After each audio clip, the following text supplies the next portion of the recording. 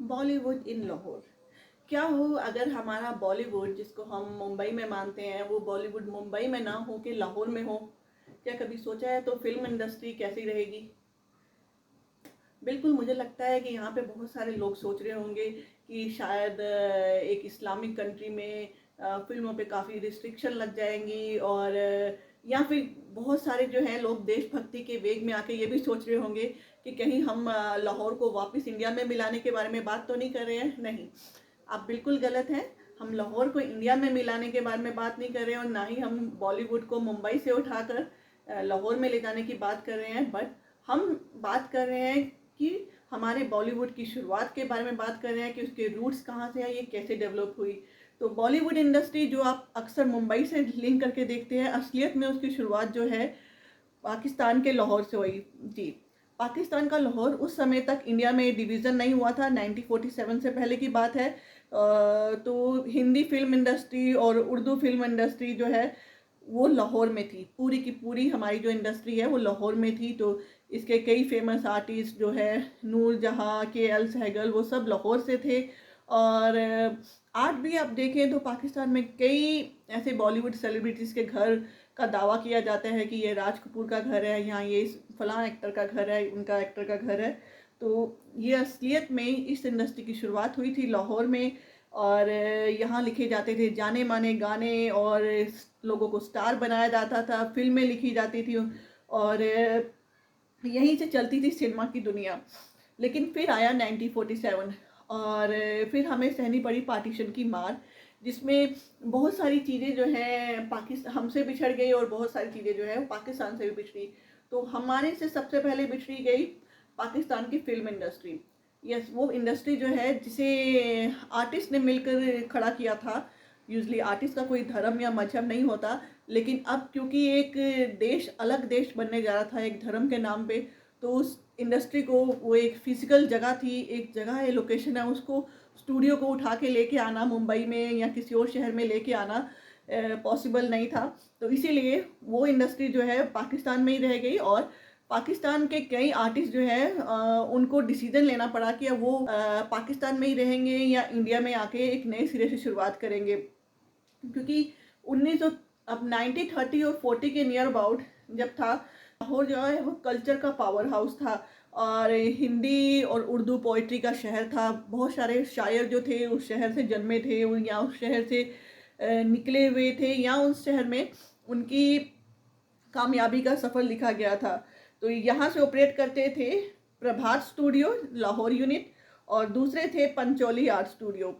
इसे लाहौर को उस वक्त जो है राइटर्स का शहर भी कहते थे, या लिरिस्ट का अड्डा, यानी कि गाने गीतकारों का अड्डा भी कहा जाता था। और सिनेमा उस टाइम पर जो है वो बिजनेस नहीं, एक तहजीब था। बिल्कुल, सिनेमा उस टाइम पर इंटरटेनमेंट नहीं था। उस टाइम पे ये जरिया था कि हम किस तरह से हमें अपने रूट्स के बारे में दिखाने का, और अपने कल्चर से जोड़ने का। अपने जो फेमस लोग थे जैसे भगत सिंह के ऊपर, या उन सब लोगों के ऊपर कहानियाँ बनती थी। हर कहानी में एक मोरल वैल्यू होती थी। आज के जैसे नाच गाना और ये सब चीज़ें पे जोर नहीं था। एक मोरल वैल्यू और एक जो संदेश देने का काम किया जाता था सिनेमा के जरिए। ये एक बेसिकली एक नई, एक अलग ही तरह की तहजीब की दुनिया थी। और अब बात करते हैं नेक्स्ट स्टेप की। लाहौर के जो फेमस आर्टिस्ट थे उनके बारे में आपको मैं बताती हूँ। लाहौर के कुछ फेमस आर्टिस्ट थे के एल सहगल, नूर जहाँ जिन्हें मलिका तरन्नुम भी कहा जाता है। फिर एक है साहिल लुधियानवी, और मजरूर सुल्तानपुरी, कैफ़ी आजमी, और नौशाद जिन्होंने बहुत सारे हिंदी गीत लिखे और बहुत फेमस गीत लिखे। कई स्क्रिप्ट राइटर और लिरिक्स भी वहीं पर थे। बहुत सारी चीज़ें थी जो हमें बंटवारे के दौरान वहाँ पर छूट गई, और कुछ आर्टिस्ट इधर आए, इधर के कुछ आर्टिस्ट जो है पाकिस्तान में शिफ्ट हुए। तो जब 1947 का वक्त आया तो एक मुल्क बदला या मुल्क के टुकड़े हुए। बट मुल्क के टुकड़े होने से दो मुल्क बन गए, एक ही मुल्क के दो मुल्क बन गए। एक बॉर्डर की लाइन क्रिएट हो गई और सरहद अलग हो गई। तो लाहौर जो है वो पाकिस्तान का हिस्सा बन गया। अब आर्टिस्ट के सामने एक क्वेश्चंस था कि वो या तो लाहौर में रहकर ही अपने काम को कंटिन्यू करें या फिर इंडिया जाए। बट क्योंकि पाकिस्तान जो है इस्लाम धर्म की नींव को लेकर वो पाकिस्तान का कंसेप्ट था। तो बहुत सारे आर्टिस्ट जो थे उस टाइम पर वो एक कन्फ्यूजन की स्टेट में थे कि शायद ऐसा ना हो कि ये फिल्म इंडस्ट्री यहाँ पर फले फूले ही ना और उन्हें कोई फर्दर चांस ना मिले, और बहुत सारे लोगों की रोजी रोटी भी जुड़ी थी इससे।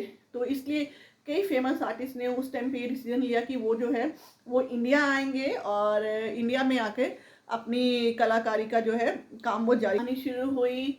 एक कला के माइग्रेशन की, बहुत सारे कलाकार जब माइग्रेट हुए तो कला के माइग्रेशन की वो अपनी विरासत भी साथ में लेके आए, और इसीलिए जो है उन्हें सबसे पहले लगा कि मुंबई एक अच्छी जगह है, क्योंकि वहाँ पे ऑलरेडी कुछ स्टूडियो ऑपरेट कर रहे थे, जैसे कि फिल्मिस्तान, बॉम्बे टॉकीज एंड आर के स्टूडियो वो ऑपरेट कर रहे थे।